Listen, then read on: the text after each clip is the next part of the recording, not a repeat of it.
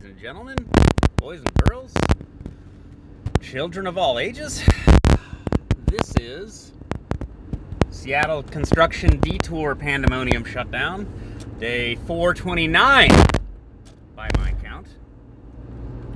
So what's going on? What's going down? We got something. I describe these as thinking out loud because things are complicated and everyone has a lot of different opinions about, things. So,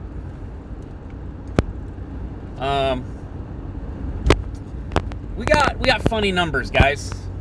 We got funny numbers about jobs, and we've got perverse incentives that are, in my opinion, I'm going to go out on a limb and say that they are intentional.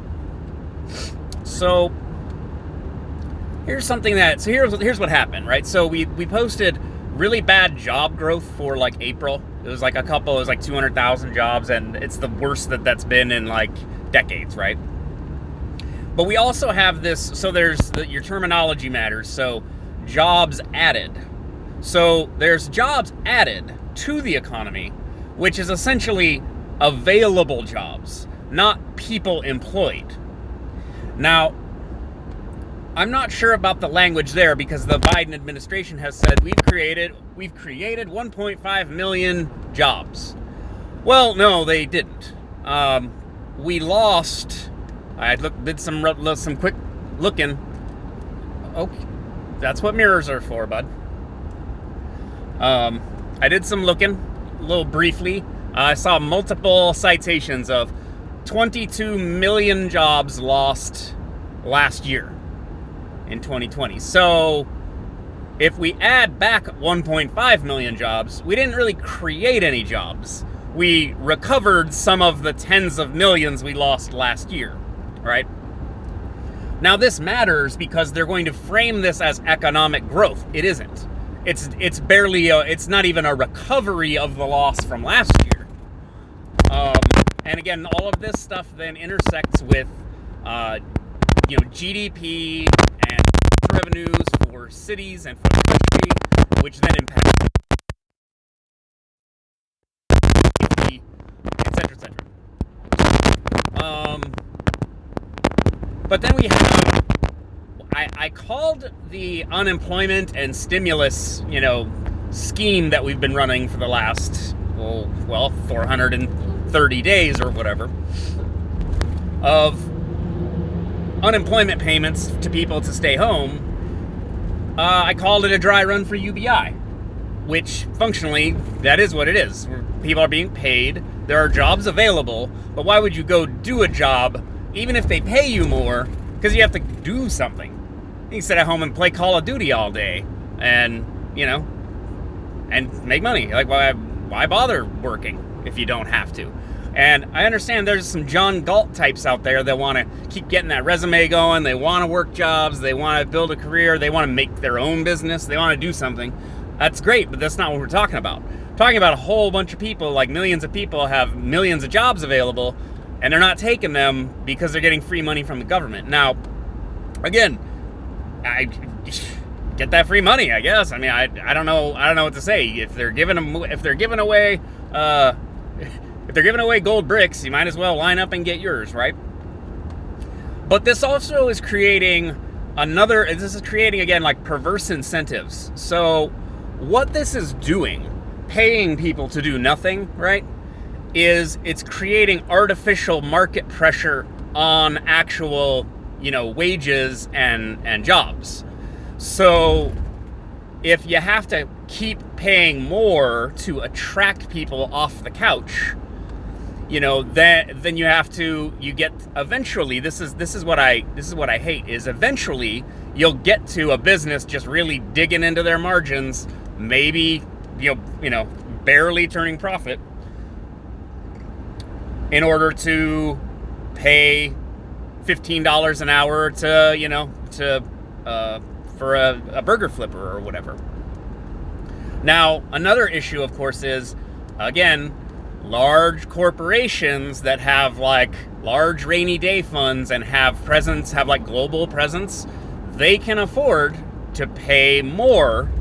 It's small businesses that are a majority of employers in America still. They won't be in some instances. So this is creating, again, it's state-backed artificial market manipulation. They're artificially inflating the value of labor by subsidizing non-labor. Subsidizing you not making things, not doing things, is then artificially increasing the dollars per hour that you have to pay to get people off the couch. Now, also though, why is this bad? Because it will cause an increase in prices. So even the people on the couch, the purchasing power of their state, their state fiat dollars, their UBI money, that becomes devalued as well. So all the currency gets devalued. The actual value relationship people have with the dollar gets distorted even more.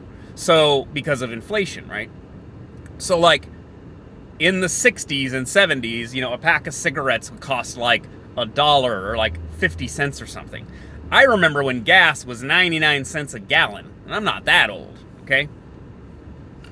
Now it's, what did I see the other day? I paid for a quick little fill up, $3.60 something a gallon. That's not oil scarcity. That's not gasoline scarcity. That's inflation of the currency. It's a manipulation of our relationship with value itself. So this is going to get a little weird, I think, but I don't think I'm wrong about this.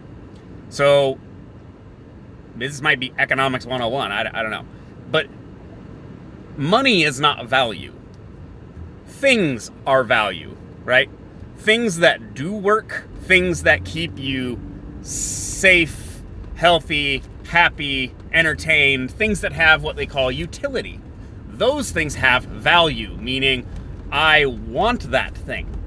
Here's a rock. The rock is a rock, okay? There's gold inside this rock. Oh, okay, I'm gonna break it open. Now, there is gold inside this rock. Oh, there's gold inside this rock too. So now these rocks are worth more because they have gold in them. Why? Because gold is pretty and it's used in electronics and whatever. Gold has value because people do stuff with it, right? Now, you have a rock with no gold in it. Why would I be interested in that rock? I mean, it's just the same as this rock over here, right? So, building things, creating things, adds value and utility to the world. Well, depending on what they are, depending on what it is that you're building. Gluing a bunch of pennies to a telephone pole, for example, adds some kind of value, I suppose, in the sense that there's at least the value of the pennies could be stripped off by a desperate person. Technically, it's art. People can appreciate art and find utility and value in art. But the government printing slips of money with numbers on it, that's not value. That's just a replacement. It's a medium of exchange for value.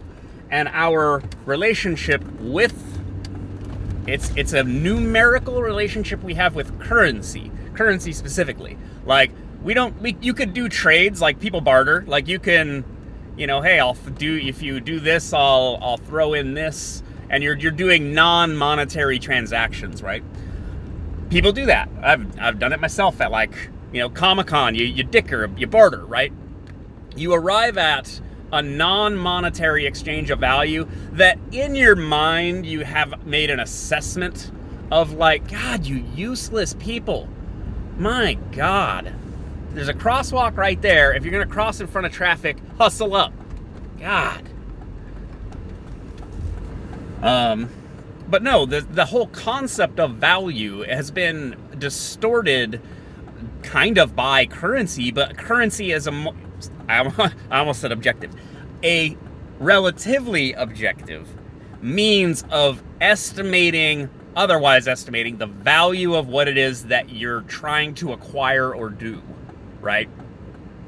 And value is subjective to the consumer.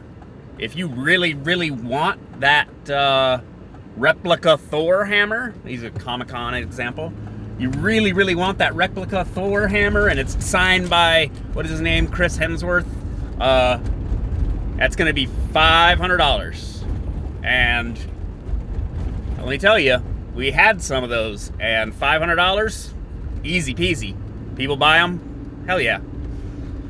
You're thinking $500, if you're not a Comic-Con nerd, if you're not a comic book nerd, you're like, $500 for a big, like a block of metal that looks like the hammer from the movie. It's not the hammer from the movie, like the prop. No, it's just a replica. But it's signed by the actor. $500. That has utility to comic book nerds. Does not have a lot of utility to non-comic book nerds, thus the subjectivity of value. But let's talk about the dollar. Okay, so trying to understand how we make transactions with the monetary points, like with the numerology of money, right? This gets to basic. This is basic economic stuff, right? Like marginal utility, if I'm not wrong, if I'm correct. Marginal utility is when you, it's the example I was told is, so it's a hot summer day and you go in the store and you buy a Coke, and it's a glass bottle Coke, the good kind, right? And it costs $1. So you go outside and then you trip over one of the little curb things in the parking spots, and you drop your Coke and you break it. Okay, you go back in, you can spend another $1. Spend another $1 to buy another Coke. Okay, you walk outside, this time you bump the door and you drop the Coke and you break it. Okay, you're thirsty, it's hot. How many will you go buy another Coke? If you're cursed, you can't seem to get a Coke out the door and drink it. So how many Cokes will you be willing to break and keep trying to buy it? Basically, how much do you really want that Coke? And again, subjective value. You could go drink some water, you could maybe try to buy a different beverage, but what you really wanted, what you really, really wanted was a Coke. So how much utility does that specific branded product, that's a specific formula that you know the taste of, you have a relationship with that brand and that taste, and we've romanticized it as a consumer product, as a, we may call it a luxury good, I suppose. Sodas should be a luxury good, right? What are you going to spend? Now, with inflation, they're not going to be $1. They're going to be $5. And we're already seeing this right now. I mean, I'm not certain that inflation is the specific cause of certain price increases, but I'm seeing people talking about steel and lumber. Like, you can't get lumber. There are people setting up new lumber mills just to cut lumber because they can't keep up with demand. And prices are going through the roof. Prices for food products are going up. I guess the price of chicken is increasing. And for the most part, the amount of chicken produced stays the same. The amount of chicken consumed relatively stays the same.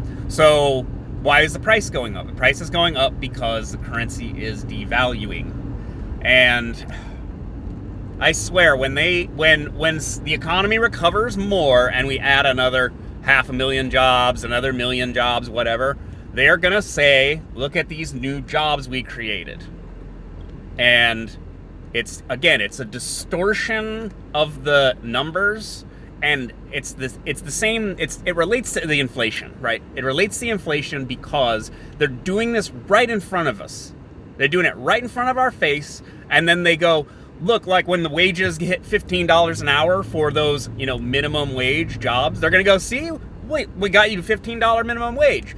When they devalued the currency so much and the labor so much that they have overpriced it, but the value of the work hasn't changed, and the spending power of that $15 minimum wage isn't going to increase.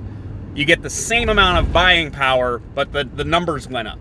And then they're going to pat themselves on the back, and especially the Democrats are going to call themselves the champions of labor. It's it's fascinating to watch it happening. And wow, I mean, imagine being an economist. It's got to be a nightmare. It's like a living nightmare. All right, that's enough for me for Monday. Talk to you guys later. Bye.